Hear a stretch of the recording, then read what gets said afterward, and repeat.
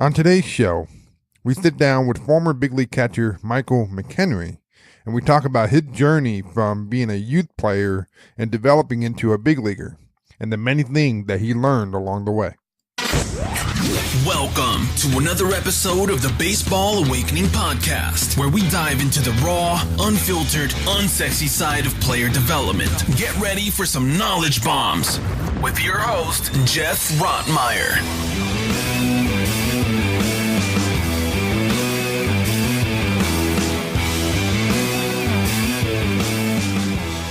Welcome to the Baseball Awakening Podcast. I'm Geoff Rottmayer. Today, we're sitting down with Michael McKenry, a former big league catcher, and we're talking about his path to the big league. Michael, how are you, sir? I'm doing great. Thank you very much, and thanks for having me on. Awesome. Well, thanks for coming on. You know, you spent 12 years in professional baseball, and 7 of those years you were at the big league level. Something that not a lot of guys have been able to do, but you did. And I want to talk about your story and understand your path and what you have learned along the way. But let's just kind of start with Michael McKenry, the youth player. What was that like? My athletic youth was eventful. Fell in love with basketball and baseball. Played that pretty much all the way up through high school. I started playing basketball early high school, but it was probably my first love. I mean, I was height talent, so I decided to really pursue baseball. But never really knew anything different. I was a struggling kid, had a ball. As soon as I could walk, I was grabbing the ball and throwing it around, breaking windows and shutters and whatever I could. Honestly, it was just a little bit of a wild child, to say the least. Had some adversity along the way. Didn't touch on that a little bit later, but you know, once I got to high school, started out playing on the varsity as a freshman. I was fully grown. They called me man child in 8th grade, so I hit my peak about 12 years old. I was 5'9", about 175 pounds, and continued to grow in width, not so much in height as I went further. Never really had a struggle or a hook chick until I got to college. My first year in college, had a great fall. And then I hit 169 in the spring. I got introduced to 87, 88 mile-an-hour sliders, and my swing had a little bit of an elevation to it in the sense of my hips are coming out of the ball a little bit. And I went off to summer ball, and it changed. I had a guy really take me under his wing and help me stay on plane a little bit longer, stay on my legs a little bit longer. You know, being short and stocky, I was always quick to the ball, so he just cleaned up my path, and I took off from there. Thought it was going to be great. And that fall, I had a great fall my freshman year, and then lo and behold, I get mono during the Christmas break. It was 45 pounds. Oh. I wasn't going to be able to play, but I got on the field. First game, hit 2 homers. God willing, and it was one of those surreal moments. And then, you know, playing really well, really growing. We had a tough year when it came to our pitching staff. We had 5 guys. Get home to the top 5 guys, but just grinding away, and then I get most of my knee because my immune system shut. So I went into surgery, not knowing if I'm going to get my leg cut off. It was a crazy moment.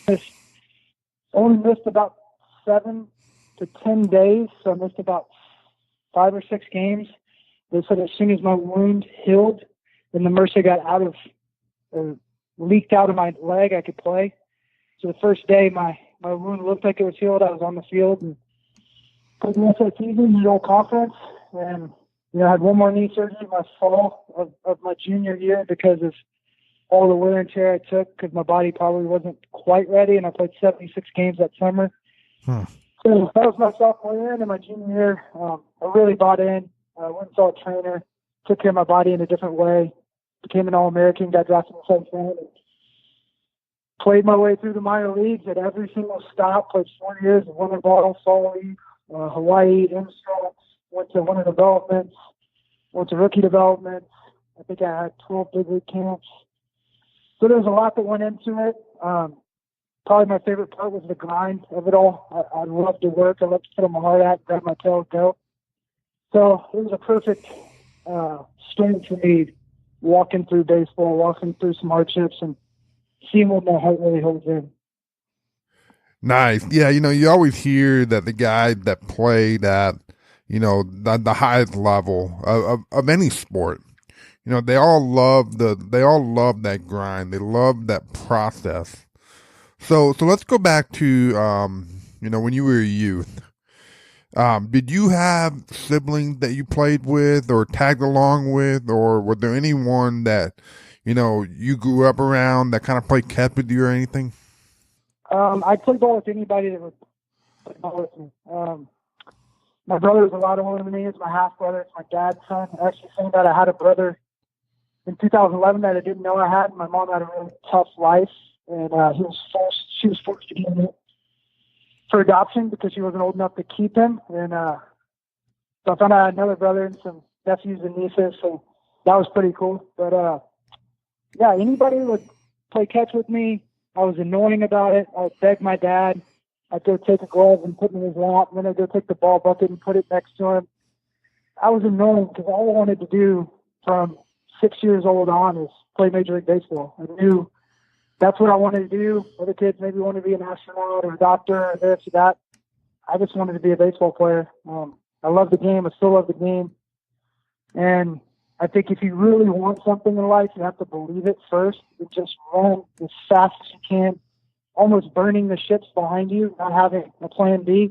If you have a plan B, a lot of times you'll rely on it and you'll fall back on it instead of just running forward.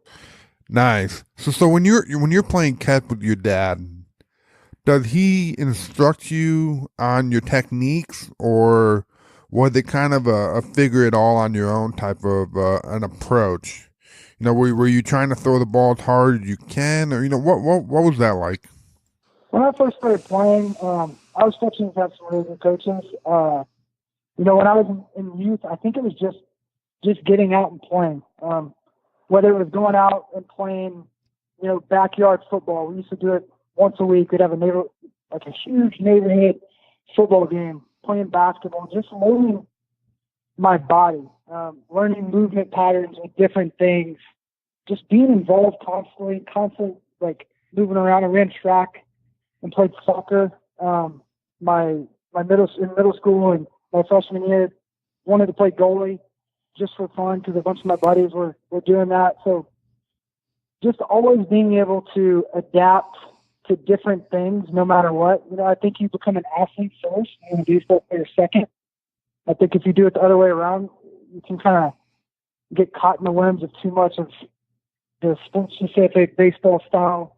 I think you just have to be an athlete and let the kid live and learn from his mistakes, but really create a competitive atmosphere. And I feel like I had a lot of coaches that did that. And if I had a coach that maybe wasn't like that, I had people around me in my court to move me forward. Like when I was, I believe, just before I turned 9, I ended up skipping a league and jumping up because there was a coach that had a bad rep, and one of the guys that I went to school with, his dad, knew I was an adequate enough player to be able to handle playing with the older kids, so he came in and actually pulled me up into the other league, and I'll be forever grateful because coaches can help and coaches can really help. Yeah. I agree. I agree with going out and trying to be an athlete first. You only get a short window as a youth to develop certain aspects, such as speed or feet work or anything like that. And you have to take advantage of that. And that way you have that athletic ability. And then you can kind of focus on being the baseball player. So I agree with you there. Earlier you said that you were nicknamed the man child. When did that start? And do you think that helped you? Yeah, when I was in 7th grade, I was a kid that already had hair under his armpits, was shaving, that kid that always gets asked for his birth certificate. Yeah. And I just developed really quick.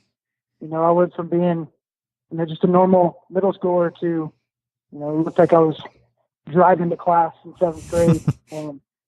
And it definitely gave me a huge advantage. It allowed me to fill out a lot faster. I got in the weight room a lot quicker than most kids. because of that. And I think nowadays people are so scared of it that it really creates joint elasticity. If you get in there at a young age, just want to make sure not to push it too hard and put too much pressure on that spine. But at the end of the day, I think it does more for the better than for the worse. So I'm glad that opportunity created, because when I was growing up, they wanted you to stay so far away from it. But since the doc said I was, closed up, he told me I was going to be 6'3" right before that, and I'm still disappointed about that with the growth. But I think it was an advantage for me, especially not being a big kid. And the game today has completely changed, where you have analytics, and it doesn't matter your size or your build. If you put up the right numbers and what they're looking for, plus run save, defensive run saves, whatever it may be, you can play. Yeah. So Michael, when let me ask you. So when basketball season rolled around, did you still pick up the ball and bat, or did you kind of wait until the season rolled around? No, I never put it down. I always felt like, especially when I got to high school, but even before then, if they had practice, I was there. Even if I had to show up late, I never wanted to let down my teammates, and I had FOMO as a kid, so missing out. Like, I didn't want to not be there. I wanted to work with my coaches. I wanted to learn. I didn't get to do a bunch of lessons growing up. My parents couldn't afford it all the time. They did as much as they could, but travel ball is so expensive. I had to really soak in any chance I got with a coach or a lesson that I was able to get. Anything I could do to better myself, I would. So the reason I actually stopped playing basketball was because my coach on varsity as a sophomore wanted me to focus on basketball during season. And I told him, I was like, I'm going to go catch bullpens, and I'm going to go, hit with my team if I can. If I can't, I'm going to go afterwards to, my summer ball team's facility, because I knew that was my way to go. And I knew that was my growing love, and I was kind of pushing away from basketball. So at the end of the day, I think if you want to be good at anything, you do it. If you want to be a good hitter, hit more. If you want to be a good thrower, throw more. So that's the way I went about it. A lot of people say less is more. I always thought more was more. Yeah, I agree. So with the more is more approach, when you went to the cages and worked on stuff, did you always have a plan and an understanding of what you needed to do, or was it one of those things where you just kind of getting reps? I was always trying to work on things. Like I said, I was a strong-willed kid, and that carried up all the way through, up to last year, even now. Anything I do, I have a plan. If I'm not seeing improvement, I go back to the drawing board and, okay, what am I doing wrong? How can I help this? I wish as a kid I would have taken a little bit more ownership. I used to grab a hold of anything and everything I could and try it, learn from it. And, at that age, anything you do, if it's athletically moving and it's not hindering and it's not moving the wrong way, it usually kind of helps. But as you move up, you have to be more precise, more pristine. You have to really make sure you're in your realm, understanding your approach, what pitches you do hit, what pitches you don't hit. I mean, nowadays, in my opinion, there's no excuse.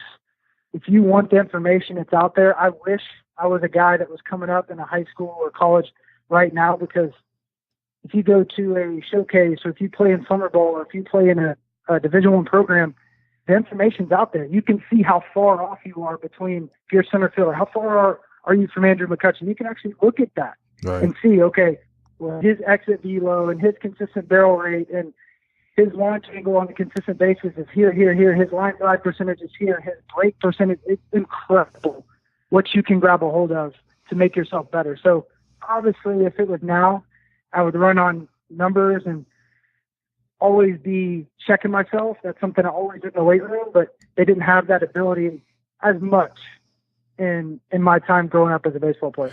Yeah, I'm right there with you, man. I tell kids all the time that the information is there, and if you really want to get better, there really isn't an excuse not to get better. So when you said that you always had a plan, where did that come from? Did you did you know what you wanted to work on? Did someone sit down with you and tell you what you need to focus on? Where did that come from? A little bit of both. I made things mine. I didn't know I was doing that. Yeah. But as I grew up, I found things I liked. Some of it was quirky, some of it was not so quirky, but I knew what I needed to do to a certain extent. And then when I got some affirmation from people that are way smarter than me, understand a lot more than me, it made me do it more. And I think that's the biggest thing is I was always trying to find out why I would do that. I want to know the why before I'd ever do the how, but I wouldn't wait to find out the why. I'd start doing it and find out the why as I'm doing it. Yeah. And then how it affects me, I'll know pretty quick. If you wait to find out the why, you may get past. And I was always afraid, someone was working harder than me or somebody was doing something better than me. So I just didn't want to wait. Yeah. And the kids that really want to get better want to understand the why.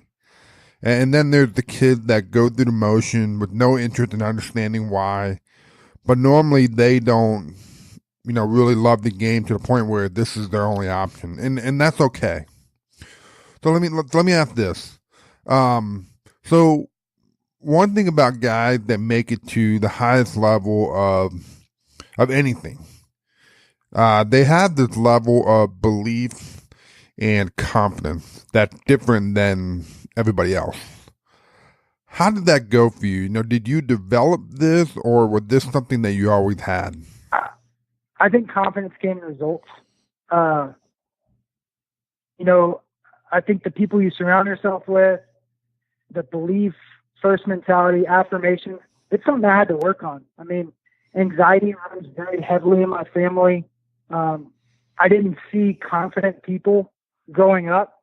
But I think believing it, having faith in something way bigger, and results and work. If you're, I think the best thing I ever was told growing up was the unprepared are always panicked. Nice. So if I could stay prepared for just about anything, I felt like I'd be okay. Even if my anxiety kicked up, or even if I took a ball to the shoulder, I could adapt some way and compete. If nothing else, I don't have my A swing or my B swing. Let me just fall back and just compete. Maybe foul off 10 pitches, I strike out, but my guy behind me hits a double in the gap. We win the baseball game. Maybe I'm not even going to hit that day, but I get a walk or a hit by pitch, or I just call a great game, keep everything in front of me. Whatever it is, you can find a positive and a negative. And that's how I went further and further, because I'd get discouraged.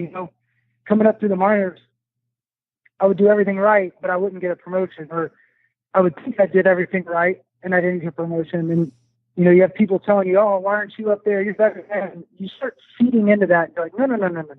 The only person I need to be better than is the guy I was yesterday.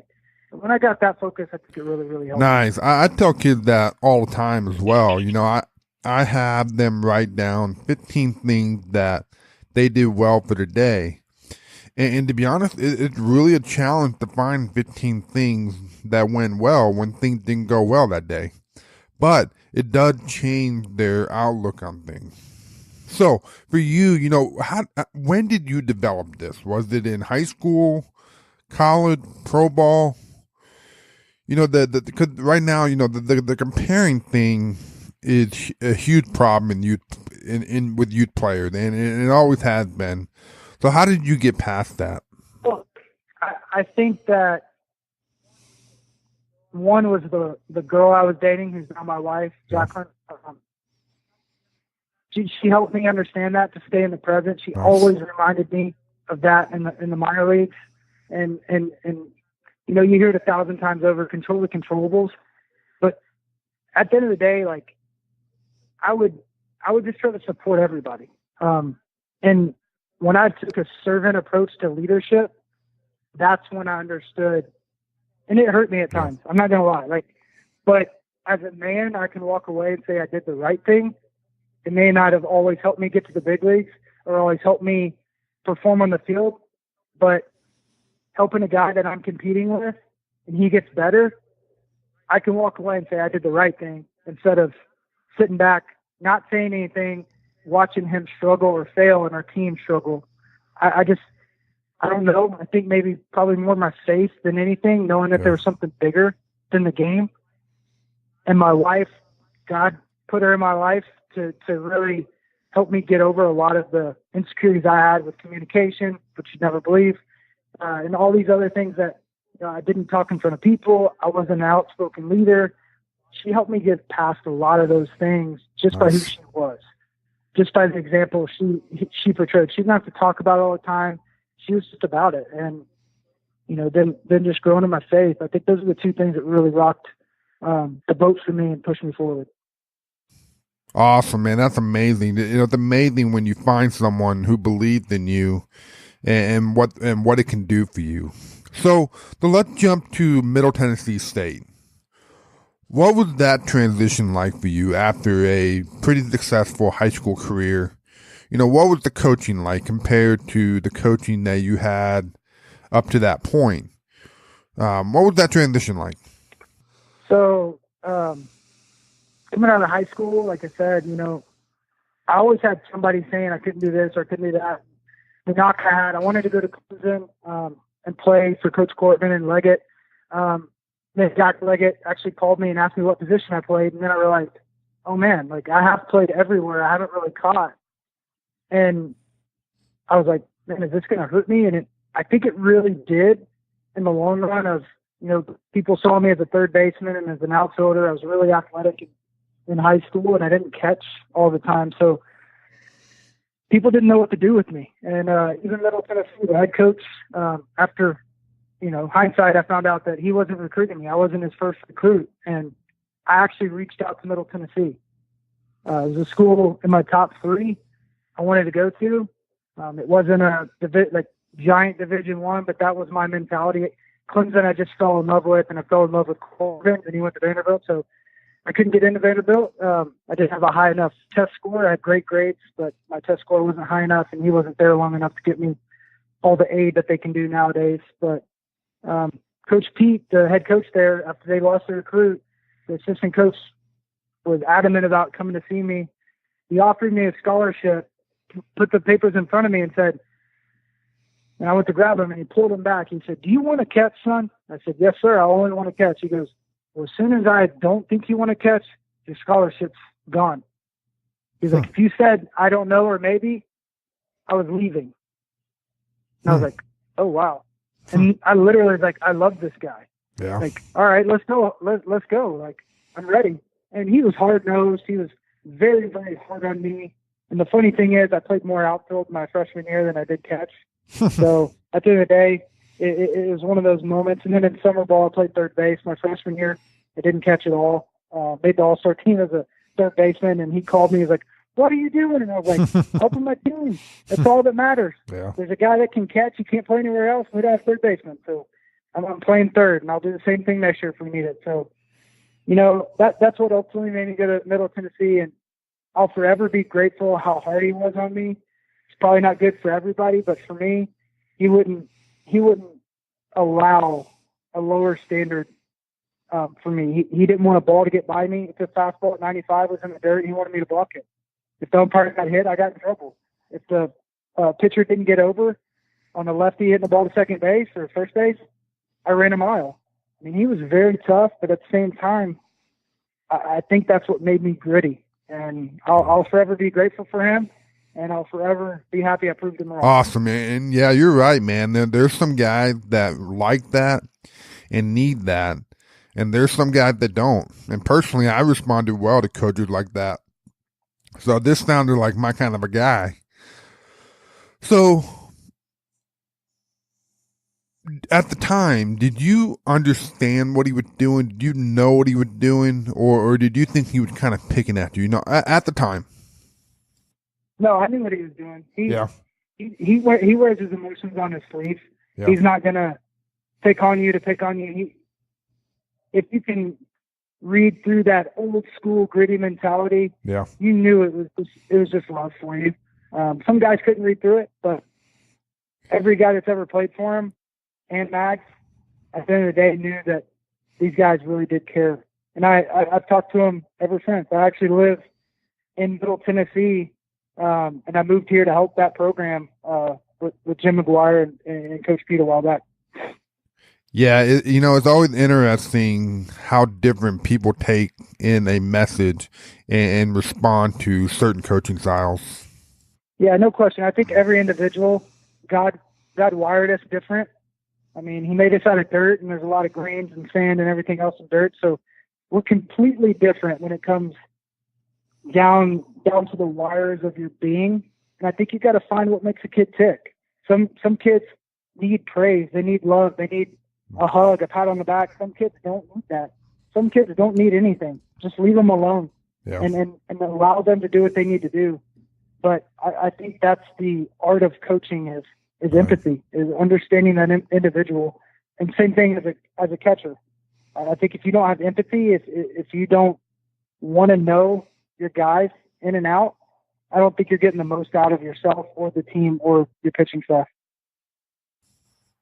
So when you got to Middle Tennessee State, if I heard you correctly, you said you had a hole in your swing. Did they tell you, look, this isn't going to work here, or did they kind of just let you play it out in the fall and then just kind of figure it out on your own? I had a great fall. I think I had a really good fall my freshman year. I think I put too much pressure on myself. It was the first time I wasn't playing every day. It was the first time where I had a guy that was in front of me defensively that was a lot better than me, especially catching. So it was one of those things, like, I put way too much pressure on myself. I didn't go out and just enjoy the game, enjoy the process. I learned invaluable lessons from it. I overworked. I would hit after games, before games, at 6 a.m. before class. I was doing way too much, trying to figure it out, instead of slowing down, remembering who I am, and just playing the game. I was outside myself all season. And then when I would do really well, I wanted to do better. Instead of just riding that ride a little bit. Just riding the wave a little bit instead of riding that roller coaster. Nice. And I think a lot of guys fall into the boat of trying to do too much. So I'd be interested to hear, because earlier you said that you were a guy that is more of a more is more type of a mindset versus less is more. And in this situation, most people would probably say during this time, less is more. I'm going to have to say more is more. And why I say that is, what I learned was just don't hit. Like, I don't have to be doing that exact task to get better at it. What I understood was sometimes it was just a conversation where somebody would listen to me so I could talk it out through my head. Sometimes it was reading a book that had nothing to do with baseball. As I grew up in my career, it really was my mobility and my movement. How am I moving? Is my spine angle good? Am my hips in line? Am I getting my joint space tight again? I realized if that was good, I was swinging the bat good. I was throwing good. If that wasn't good, I was off. I was missing just up the line when I was throwing down the second. You start to understand that you don't always have to be doing that task at hand. One thing that helped me along the way is sometimes I just go in and hit left-handed. Sometimes I go in and bunt and then do my routine. I would just see, am I seeing the ball well? I'd go stand in the bullpen and just track balls. But I'd actually have a half a bat, and I would swing. So I'd be on time. I would feel it. I'd swing above the ball every time, or I'd be off a little bit, but I'd see if I was on time. I would always think of something different as I move forward. I got really good at that at the end of my career. I wish I would have done it a lot more at the beginning of my career.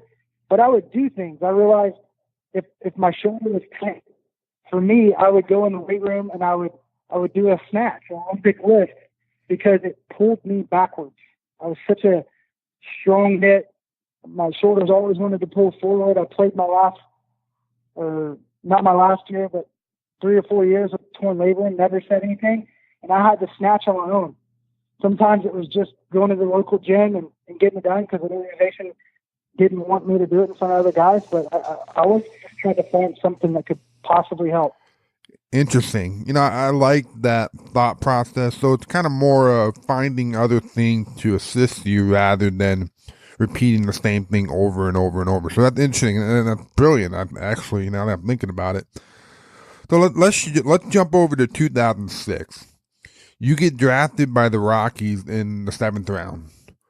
What was that like for you? What was the emotion? I was pissed, to be honest with you. I was an All-American. I went from an all-conference my sophomore year, all-conference, all-region, to all-region, all-American. In every book, Louisville, all of them. And I was I had to be the last guy taken out of that list.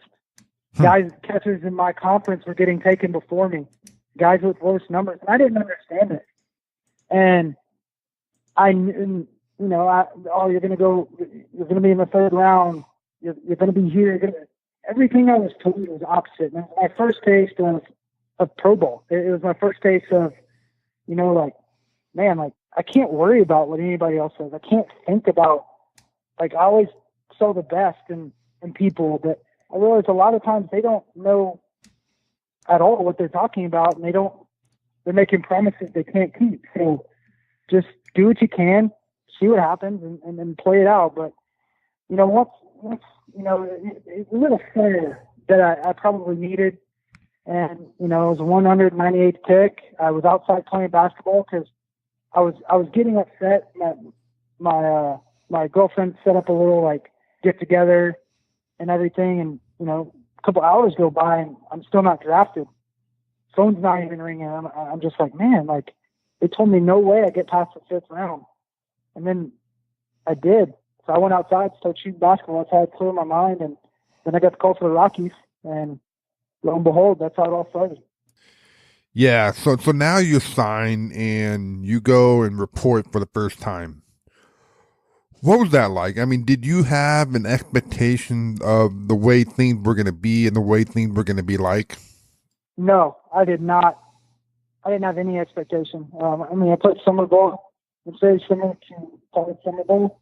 The new thing was when I showed up, I had an agent, and All-Star signed me immediately. I bought my own bats because I didn't know that they supplied bats, that they were terrible. So, it's your craft. You want to make sure you have the right tools. But I showed up and I had catching gear. I had all this stuff from my agent, and I'd never had that before. Usually I wore catcher's gear till it ran ragged. I had a hole in my gloves. My batting gloves were taped together. So for me, I was like, wow, this is like baseball heaven right now. And then, being in the culture of the Latin community and getting to know those guys and, where they came from and the hardships they went through to get to where they are and the appreciation they had for the game. It just opened up your eyes, gave you a new perspective. And, that first year was hard. I caught every game but one that I played right field in my junior year. And then, I was a 7th round pick, so they call the top 10 round picks usually priorities. So I was catching just about every day in Tri-Cities. In Washington State, never been that far away from home. It was different. You have an adaptation area right there. And the learning of hitting with a wooden bat at a ginormous field, one of the worst hitter-friendly parks I'd ever played at throughout my whole career. It was different. It was hard not to be hard on myself, but I had some really, really good coaches that, said, don't worry about the result. The result's not what it is. Continue to hit the ball hard. They let me know, how my quality of bats were and everything else. And it played huge for my personality. Nice, man. It's got to be nice to have that approach and the support from them, getting you to just kind of focus on your own process. But when I sit here and I look at your numbers in the minor leagues, you did pretty good. So did anyone, at any point try to mess with your swing or with your catching style, or did they just kind of leave you alone? Uh, yes. um, the best way to put it is I had a catching coordinator. I threw out 40-something% my first year in Tri-Cities. I really caught pretty well, but I had like a little, maybe a hitch, I guess you would say. And I had a catching coordinator who actually told me something that I'll forever be grateful for. He told me, hey, man, get rid of that. And I got rid of it within a year. And I became a elite thrower throughout the minor leagues until I hurt my shoulder. That's a long story. We don't have to get into it. So that was the good side. And then I also, in low A, had a big year, and I had a guy say, hey, man, like my coach, Joe Mickler, and Houston, our hitting coach, who's a legend in Mexico, they both sat me down and said, hey, go out there and enjoy this. Because I was so hard on myself too often. And they were like, just go out and enjoy this. And I just started raking. I mean, I ended up with, I don't remember, maybe 20-something homers that year. And then I went to Hawaii and had a big time down there. Ended up with 27 homers on the year, and then did the exact same thing the next year. Had some hardship in that 2018. But that between '07 and '08 is where I got overcoached. Someone tried to, in good heart and in kindness, they tried to help me be better, but it actually hurt me. It put me in a position hitting wise that I didn't need to be in. It wasn't natural, and I had to fight my way out. If you look at my 2008 numbers, I started out the season really, really bad, and then I climbed my way out of it. And it took some time. And then, just throughout the years, you hear a couple things here and there and whatnot. And I think if I would have just trusted my ability and not been overcoachable from '07 on, I would have been better off. I really took ownership back in 2012 when I was struggling, and I just said, man, I'm just going to figure this out on my own. Like, why am I constant? I'm a grown man. I should be my best coach. I can take their advice. I can learn from them, but I got to own this. And I did. I had a good year as a backup in 12 and then 13. Started out good, got hurt, was climbing my way right where I need to be. I was really learning how to adapt not playing that much compared to the year before. And then in 14, I had my best year. Hit well on the road, hit well at home in Colorado, which is a hitter-friendly place, but I changed some things in my swing that offseason by just taking ownership. And it's something I wish I would have done earlier on in my career, and I didn't. And I was just a little too nice and a little too coachable at times. Yeah, I talked to a lot of guys that played, at the level that you did, and they all say the same thing. So it's very interesting. So at what point did you figure out who you were as a hitter? I think it constantly changed. For me, like I told you, as I grew up, it all depends on what role you're playing. I'm a different hitter if I play every day. I'm a guy that is going to have an 800 OPS. I think there's every single minor league year I played except maybe last year, I had an 800 OPS. I had above average OPS in the big leagues. It was something I paid attention to constantly. Like I didn't care as much about my average. I wanted run production. Now that's the big thing. But something we focused on in college. And at the same time, there was times where as a bench player, I hit to the situation. It all depended on how that year was going, how my body felt. I played through some injuries. In 2015, I had a torn meniscus in April and played all the way to July. So I couldn't hit the same way I could in 14. I had to figure out a different way. And by the time I even got close, I could barely squat down and finish a game anymore. So you just adapt. I mean, I use it as an example of I have buddies that are service members, and I have buddies that have served overseas. And one thing I've learned from them, especially a buddy that is a police officer here in town, is you adapt to the situation, but you're prepared for anything. If you're not ready before it happens, you die in those situations. And I really took that to heart for the last couple of years of my career. And whether it was numbers or whatnot, I just found something I could do that day to help my team win. I think Ross of Chicago said it the best. He said, man, I play once every 5 days. My job's to win.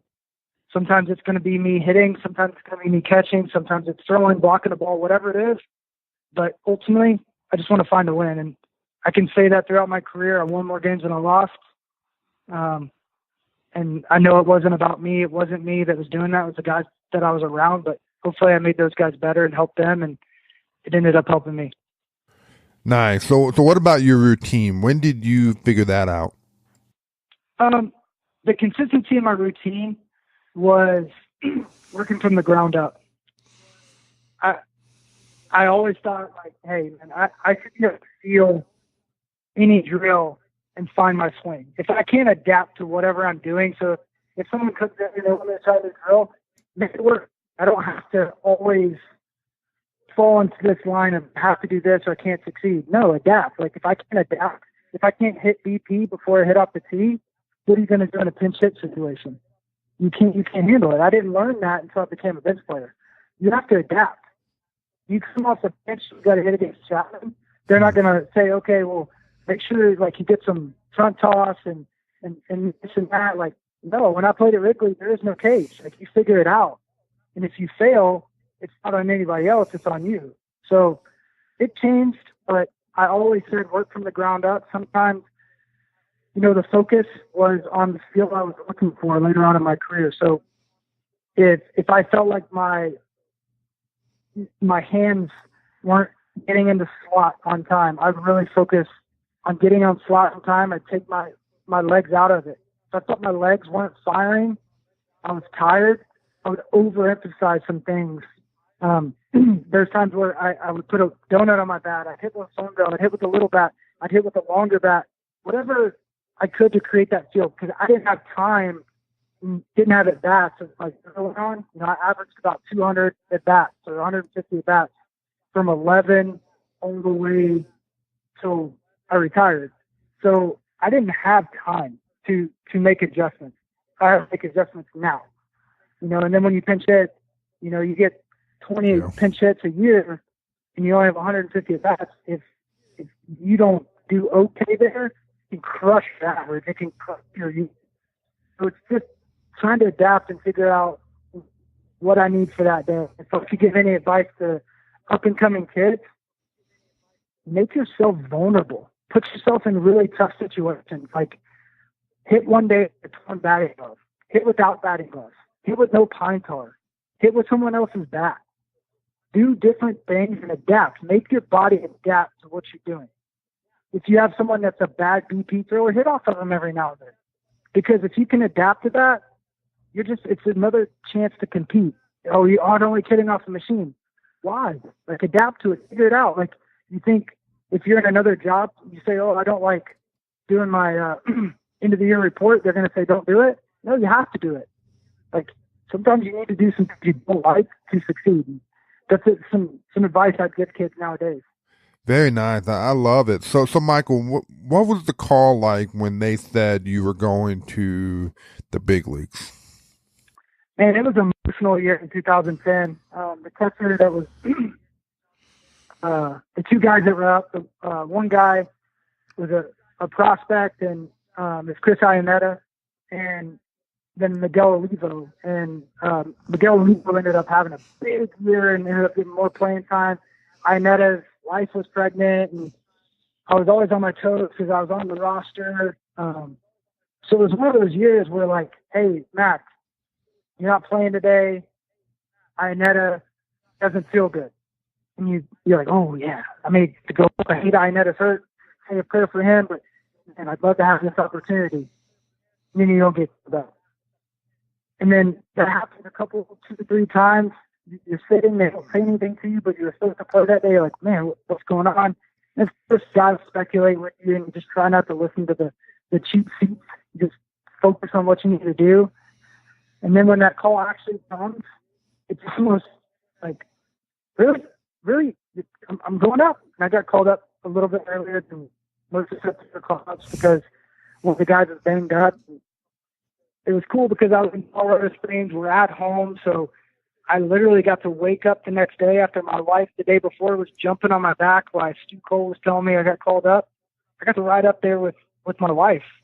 It was an 1.5-hour trip, and I got there really early, of course, and my locker's right next to Todd Helton, the guy I looked up to from Knoxville, and I'm from Knoxville, and he always picked on me in big league camp, so it was neat experience for me to share that with that guy and, walk through that organization and get to the top in the same organization I was drafted with. So it was a really cool experience. Nice. And so when you first got to the big leagues, when you first got there, who were the people that kind of took you under their wings? Who taught you how to be a big leaguer, and what did you learn from them? I was just always watching.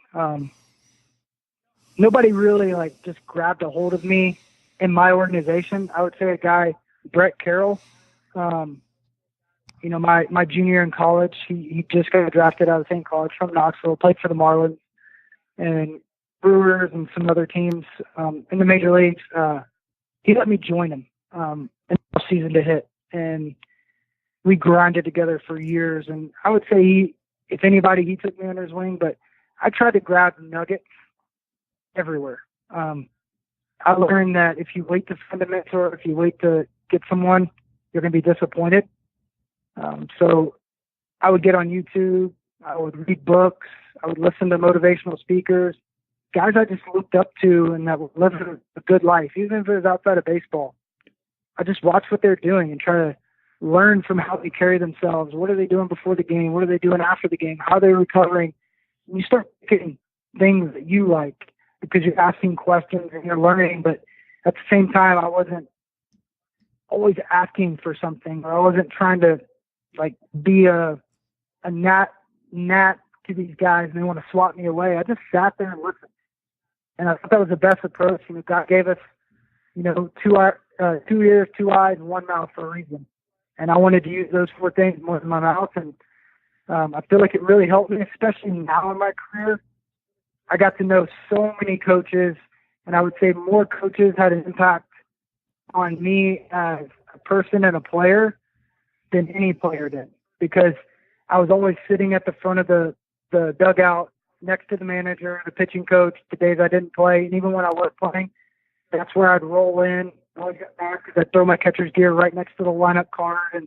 But I always wanted to be next to those guys because they knew way more than I did. They have more wisdom. They've been around the game longer.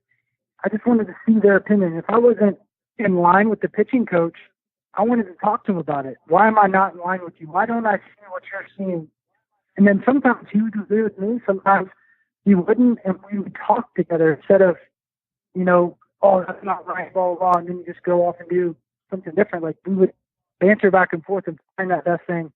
And those relationships I still have with guys today. I was actually just talking to a pitching coach this weekend at Pitchapalooza that I just love to death. There's 3 or 4 of them. And we still talk. I mean, we talk to each other on the phone, and it's just neat to keep those relationships and keep growing together. Awesome. So now you're retired. What's the transition like being an athlete that loved the grind, loved the process, and now you wake up and it's not there? So I know a lot of guys struggle with that. Well, before I get to the struggle, I did it because I knew I was ready. I couldn't make the decision, but I always wanted to walk away on my own terms. Obviously, when I walk away, 2 years in the big leagues, with a huge bank account, being able to give so much money away, which we do anyways. But at the end of the day, I got to walk away. I won the national championship in AAA 2017. And I don't regret anything. The only thing I could say I did that was stupid was I played hurt too much. And it always hurt me. It never helped me. Yeah. But also, those years were also good. I mean, I think it made me who I am. And but I was ready. I didn't know how to explain it to anybody. My wife kept asking me. She was asking me so much, it almost made me pull my hair out, but it's just because she loves me. But I was looking to see, like, okay, man, somebody, like, help me understand this. And then I got calls from teams, and they were, the great offers, especially after a tough year at AAA. But they saw a value different than I ever had heard of because of analytics. And I'm like, do I play? Like, these analytics are helping me big time. Like, people are seeing me as a different value and different asset. And then I called a guy named Jerry Weinstein. And he's a mentor of mine, a guy I'm doing Catching Con next week with on stage. And I said, Jerry, here's my situation. Jerry is a baseball guru. We call him the Godfather. He's been around the game. I don't know if he ages. He's probably 187. But he's been around forever. And I said, Jerry, here's my situation. I thought he would talk me into it. And he goes, I want to ask you one question. That's it. You're analyzing the guys this summer, and you're better than them. Are you going to be mad? And I said, no. He said, take the job. And he said, you're never going to regret being involved with 30-plus major league managers and front office and being able to see things that are invaluable. You're going to be able to be a coach for every team. They're going to be able to see your value like never before. You're going to get more out of this than you could ever get coaching in the minor leagues or coaching in the big leagues or going back and playing and getting back to this is more value than you'll ever get doing anything else. And I really believe he was right. I felt it in my heart, but I felt like I needed 10 reasons why, and that was the last one I needed. And then also John Gruden, he took the job at the Raiders. The same thing that Jerry said was, hey, I had an opportunity to learn from everybody. I had an opportunity to grow in the game like I never had. I got to go places I would have never been able to go. He's like, yeah, I've been out of the game for a long time. I may need a little learning curve because I haven't been on the sidelines. But listen, I've been able to learn. I just have to put it all together for me. And I was like, wow, that's it. I think that's awesome. And literally after that speech, I called my producer at AT&T and took the job. But the transition, to answer your question, though, it's hard. And I don't think it's talked about enough. I think there should be someone out there that you can talk to that's been through it. And if anybody that's listening to this, man, contact me if you're retiring, whether you're 1 year out, 10 years out, whatever, man, like, it's hard. And people don't get it. Like, you go from being this Major League Baseball player and, like, people just don't treat you the same. They don't talk to you the same. They think that, oh, man, like, he's made a bunch of money and he played in the big leagues. Oh, he's fine. Like, they have a great marriage. They don't know anything that's going on with life because most people don't ask. How are you doing? How was the transition? What's going on? Like, are you really enjoying this? Right. I pray. It's a prayer that I constantly pray. I pray that people humanize athletes more. And I was very fortunate to have a wife there with me. I know I went through some grieving. It's something I've done and all I'd wanted since I was 5. Even though I knew I wanted to respond and it was my decision, still not easy. I mean, you're talking about almost 30 years. The same thing. Day in, day out, day in, day out. It's all you know. Right. Like, literally, I wake up just like I do every offseason, and I want to go work out and go hit and go throw. Like, it's DNA. That's never going to go away from me. So people don't get that, and I wish that they would have a little more grace. It's not about money. It's the love you had when you were a kid about the game. And for me, it's the love of the grind. For me, I miss the grind, man. I miss going to the drawing board and working it out. Like, it's my favorite thing. Like, kid comes to me and they want to grind, let's go. I love what Kobe Bryant's doing right now. He opened up a facility in LA to give back to the game. Yeah, he's going to make money. He should. He's incredible. But at the same time, it's because he knows he can make people better by just playing with them, by just showing them the way, because it's not just the player he was, it's how he worked. Man, like, and I think it's not done enough. I really pray that people do a better job of helping all guys transition, not just the major players. Like I'm talking about everybody, because anybody has to walk away from the game, it's tough. I agree, and most people don't get to walk away from the game on their own. The game told me it was done with me before I was ready. But I'm there with you, man. The conversation that I've had with some of the other guys that played at the same level that you did, a conversation goes a long way, because you can kind of tend to make this your identity. Yeah, no question. It's funny you say about the identity. That's why you have to have a bigger why. I always encourage guys, like, for me, it's faith. I don't think there's anything else you should look for it, but find a bigger why. Like Walt Weiss said something in a meeting one time. He said, guys, faith is what drives me, and it's my identity. It's what I want. Why I play this game. It's why I coach this game. I love this game. God gave me a gift to do this. But at the end of the day, find your why. Maybe for some of you, it's money. Make it be money. Maybe for some of you, it's being a celebrity, finding a platform. Find your why, so you're not identified constantly. But if you notice, money goes away, celebrity, platforms, all that stuff will disappear. That's why faith, that rock solid belief in your Lord and Savior, is something that doesn't go away. And you don't have to do anything for it. He did everything. So it changes the perspective. But still, being a believer, I still had a hard time, because you're right. Like, it is such a big part of you, and it's hard because you're human. Well, Michael, sir, I appreciate your time, and thank you for sharing all that you did with us. Hey, man, no problem. Thanks for having me on. Thanks for reaching out. Maybe we can do it again sometime. I love fucking shop. Obviously, it's what I do for a living now, but yeah, man, just anytime you need to talk a little baseball, just give me a holler.